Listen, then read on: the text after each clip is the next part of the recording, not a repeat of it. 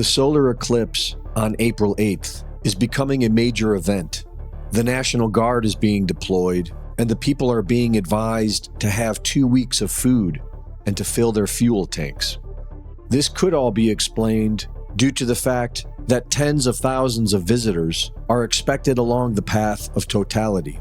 But many people believe that they could be preparing for possible earthquakes due to the Devil Comet aligning with the April 8th eclipse, and due to the fact that in 1811, a comet also appeared in the skies during a solar eclipse on the same path and was followed by the biggest earthquakes in American history. Known as the New Madrid earthquakes, around 10,000 earthquakes occurred in just 3 months' time, the biggest being measured at 8.8 magnitude. They were the most devastating series of earthquakes in recorded history. But it was a different comet, and while some claim that a solar eclipse can trigger earthquakes, this scenario seems unlikely. This eclipse season is, however, a very rare event. The recent eclipses in August of 2017 and October of 2023, along with the upcoming one on April 8th, forms an Aleph and a Tav over the United States. The Aleph and Tav are the first and last letters of the Hebrew alphabet, the Alpha and Omega, the beginning and the end. These eclipses mark the end of the Great Year, a 26,000-year period that starts anew with the dawning of Aquarius and a new golden age.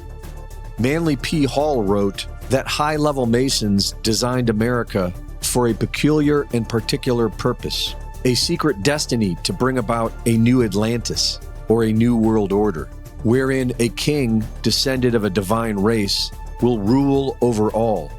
In rituals, this king is symbolized as Apollo, Horus, or Nimrod, the father of Freemasonry, and is thought to be a descendant of the biblical Nephilim, or the Sumerian Anunnaki. According to Thomas Horn, this will happen in 2025, which corresponds to several documents published by intelligence agencies, such as Global Governance 2025, Global Trends 2025, and the 2025 Deagle Forecast on World Population. NASA is notorious for performing Masonic rituals based on the Egyptian mystery schools, Apollo being the same character as Horus, Sirius representing Isis, and Atlantis being the new golden age they hope to restore. And during the eclipse on April 8th, NASA will fire 3 rockets named after Apep, the Egyptian serpent god, whose goal was to devour Ra, the sun. And when the sun reemerges after 3 minutes of darkness, it will be likened to the rebirth of Horus, their new king of the Golden Age. CERN, known for practicing occult rituals at a statue of Shiva, the Hindu god who symbolizes death, destruction, and the end of an age, will be firing up their Large Hadron Collider to full power during the solar eclipse.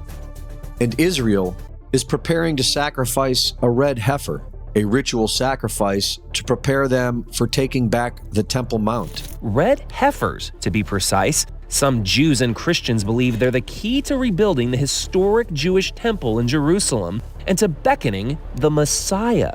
To understand, you have to go back nearly 2,000 years when the ancient Romans destroyed the last temple in the city.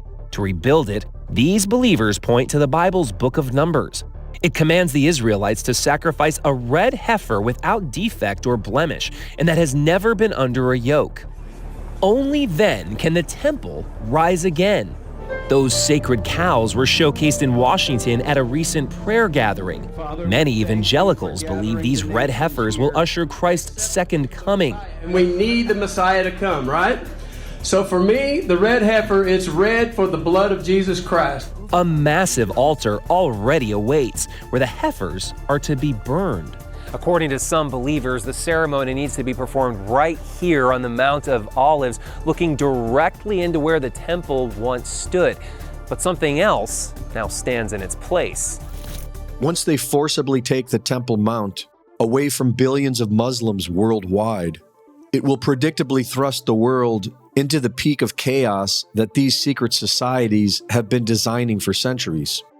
And their plan is to bring order out of this chaos, with their divine king to rule over the world. But these are just rituals, and fear is an illusion. We can always choose love,